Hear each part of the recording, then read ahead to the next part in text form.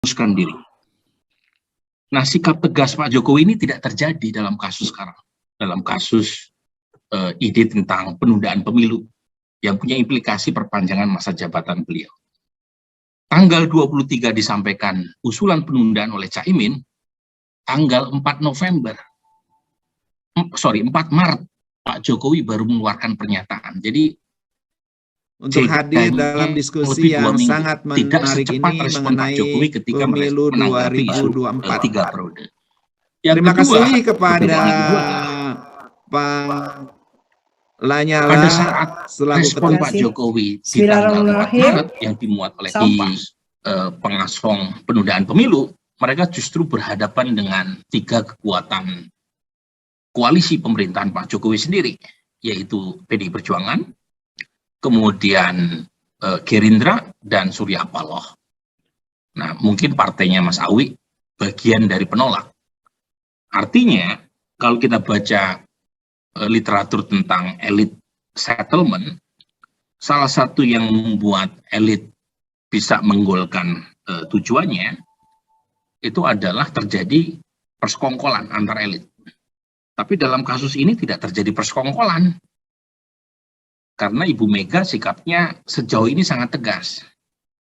Kecuali ya, ada kasus-kasus khusus yang membuat kesepakatan di belakang layar itu terjadi.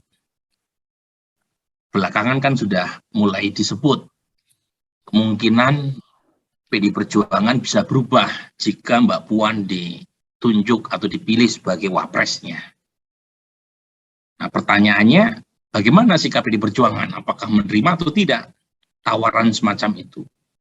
Sejauh ini belum ada tanda-tanda PDI Perjuangan menerima. Buktinya, usulan terkait dengan amandemen untuk memasukkan PPHN dicabut oleh PDI Perjuangan. Dan sampai minggu lalu PDI Perjuangan masih solid menolak ide tentang amandemen.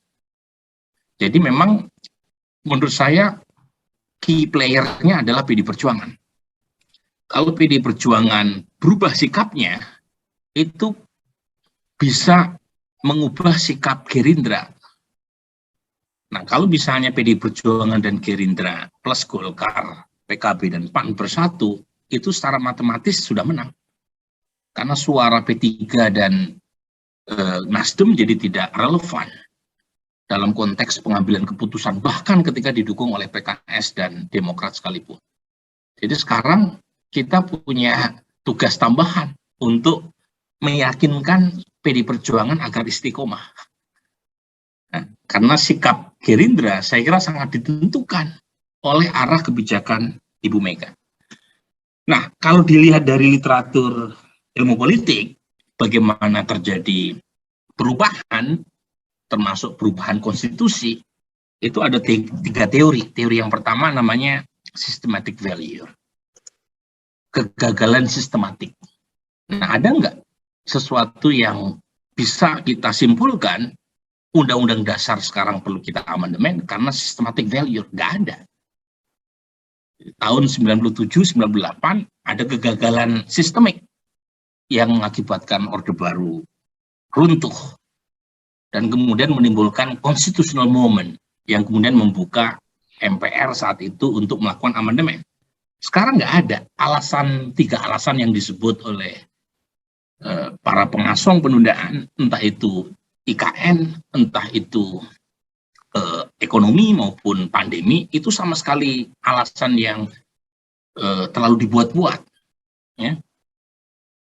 Alasan yang terlalu mengada-ngada, jadi tidak bersifat systemic failure sama sekali. Mungkin ada satu alasan yang ada benarnya ya, yaitu Pak Zul kan menyebut ya, salah satunya adalah perang Ukraina-Rusia. Itu ada benarnya kan, Kang Jana? Benar. Mengapa perang itu terjadi? Karena Putin 22 tahun berkuasa. Putin itu awalnya memperpanjang kekuasaannya sekali, 2 kali, akhirnya kepanjangan sampai sekarang. Nah, karena Putin terlalu lama berkuasa, dia menjadi diktator kan, dan kemudian mengambil keputusan untuk menginvasi negara orang. Jadi itu pelajaran yang bisa diambil sama kita. Kalau pemerintah terlalu lama berkuasa, itu bisa menimbulkan abuse of power. Nah, yang kedua namanya catalytic events. Apa itu? Teori yang memungkinkan terjadinya perubahan jika ada suatu peristiwa yang memerlukan adanya, peristiwa ini tidak harus kolapsnya sebuah sistem atau rezim, tetapi sebuah peristiwa yang memerlukan adanya perubahan. Misalnya kayak kasus Clean Hands di Italia atau kasus di Thailand itu Black May. Itu kemudian menimbulkan satu event katalitik yang mengubah suatu keadaan. Tapi juga nggak terjadi di Indonesia. Nah, yang terakhir ini yang kaitannya dengan amandemen itu perubahan di tingkat preferensi incumbent. Ada 575 anggota DPR plus 100 berapa Pak Hidayat? 130 sekian ya anggota DPD. Kalau itu berubah, tiba-tiba meminta adanya amandemen terkait dengan penundaan pemilu, itu bisa jadi ya, change in incumbent preferences itu. Tetapi perubahan incumbent itu ada dua syaratnya. Yang pertama, outcome motivation. Apa itu? Preferensi anggota MPR berubah kalau mereka merasa bahwa dengan sistem baru mereka diuntungkan. Nah, tadi Mas Awi itu menyebut tuh, kalau bicara pragmatis, anggota DPR dan DPD diuntungkan tuh kalau ada penundaan sampai tahun 2027. Kan nggak perlu mengeluarkan uang. Otomatis bertambah sampai 2027. Tetapi apakah itu cukup terjadinya perubahan? Belum tentu. Ini yang kedua. Yang membuat perubahan itu terjadi, selain adanya outcome motivation adalah perubahan itu didukung publik secara luas. Itu yang disebut dengan istilah act motivation. Nah, per hari ini, dukungan publik bukannya membesar. Dukungan publik terhadap penundaan itu kecil, nggak nyampe 24%. Nah, jadi satu-satunya clue yang membuat PDI Perjuangan dan partai pendukung pemerintah tetap solid untuk menolak agenda penundaan adalah publik harus menunjukkan bahwa agenda penundaan itu tidak didukung oleh masyarakat secara umum. Dan bukan hanya melalui survei. Jadi saya terus terang takut kalau surveinya, saya ketika merilis itu di kontak sama Profesor Markus Misner dari ENU, dia kontak saya, itu dari 67% yang menolak penundaan, berapa persen yang mau turun ke jalan. Jadi ada semacam ketidakyakinan apakah responden yang menolak itu apa betul-betul mau menunjukkan penolakannya itu sampai ke jalan-jalan. Sebab kalau misalnya tidak ditunjukkan, jangan-jangan elit tetap bebal untuk terus meneruskan agendanya. Jadi itu kira-kira jawaban saya, Pak Taufik. Nah, apakah kalau dilanjutkan akan memungkinkan terjadinya reformasi jilid ketiga? Begini Mas Taufik ya, jadi gini, Pak Jokowi ini sikapnya kan berbeda dibanding ketika merespon ide tentang 3 periode. Pada waktu 3 periode diusulkan tahun lalu, Pak Jokowi langsung memberikan statement 3 hari setelah pernyataan 3 periode disebutkan oleh para elit. Dan statementnya sangat tegas. Menolak karena itu akan menampar muka, mencari muka, atau menjurumuskan diri. Nah, sikap tegas Pak Jokowi ini tidak terjadi dalam kasus sekarang. Dalam kasus ide tentang penundaan pemilu yang punya implikasi perpanjangan masa jabatan beliau. Tanggal 23 disampaikan usulan penundaan oleh Caimin, tanggal 4 Maret Pak Jokowi baru mengeluarkan pernyataan. Jadi jedanya lebih 2 minggu. Tidak secepat respon Pak Jokowi ketika menanggapi isu 3 periode. Yang kedua, perbedaan yang kedua adalah pada saat respon Pak Jokowi di tanggal 4 Maret yang dimuat oleh Kompas, itu menggantung. Ini ada pernyataan patuh dan taat terhadap konstitusi, tapi saat yang sama juga mengatakan agenda penundaan adalah wacana yang sah dalam demokrasi. Nah, terus terang beberapa elit yang mendukung penundaan banyak yang memberitahu saya pernyataan Pak Jokowi itu dianggap memberi angin buat mereka untuk melanjutkan agendanya.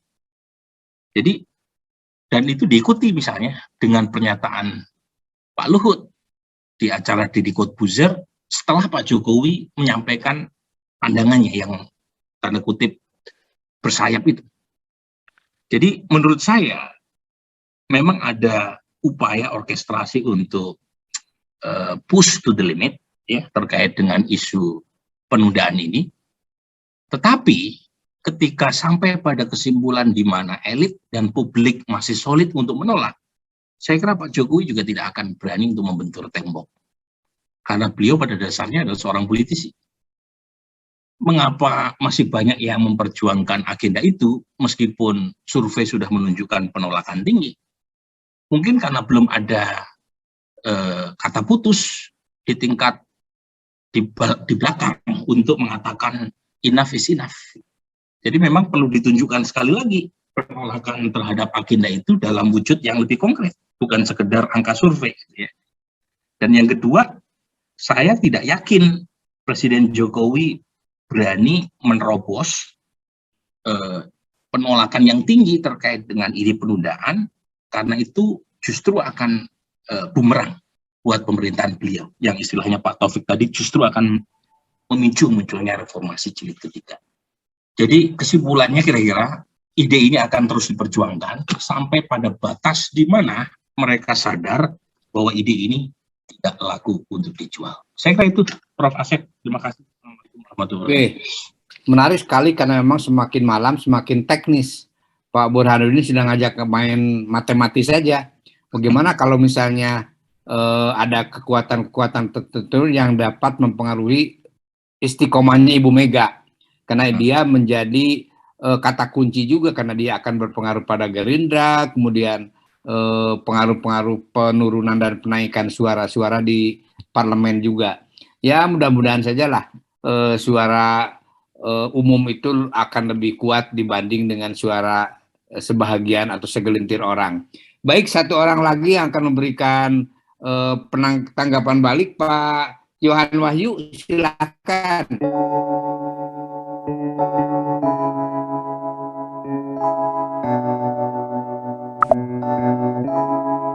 Feels like love, Cupid made a shot straight into my heart. Now I'm falling fast and my world's expanding. Feels like love, even though we're kinda nervous together.